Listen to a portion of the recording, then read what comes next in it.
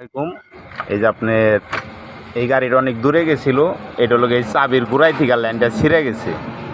এটা মূলত কি ফেলে গাড়িটা ফারাকে থেকে আনছে ডাইরেক্ট করে আপনাদের আমি দেখাইতেছি। এই যে দেখেন, এটা হলো আপনারাও আনতে পারবেন। এই যেটা হলো ডাইরেক্ট চাবি সুইচিংয়ের লাইন, মানে এই লাইনটা যদি আপনারা যদি খালি এই যে এইখানে 60 ভোল্ট অথবা 48 ভোল্ট থাকলে পরে এই যে এখানে প্লাসে মেরে দিবেন, গাড়িটা চলবো ডাইরেক্ট হয়ে যাবে। মানে আপনারা পিক আপ ধরবে কিন্তু হর্ন লাইট বাজবে না। প্লাস সেই ধ্যান ক্যাম্পে ডাইরেক্ট করছে। এই যে দেখছেন, এই যে কন্ট্রোলারের এই যে মেন তারা ছিল, চাবি সুইচিংয়ের তার মায়ের খাওয়ার কারণে হে করছে কি ওই লাইনটা ছিঁড়া ফেলাইছে।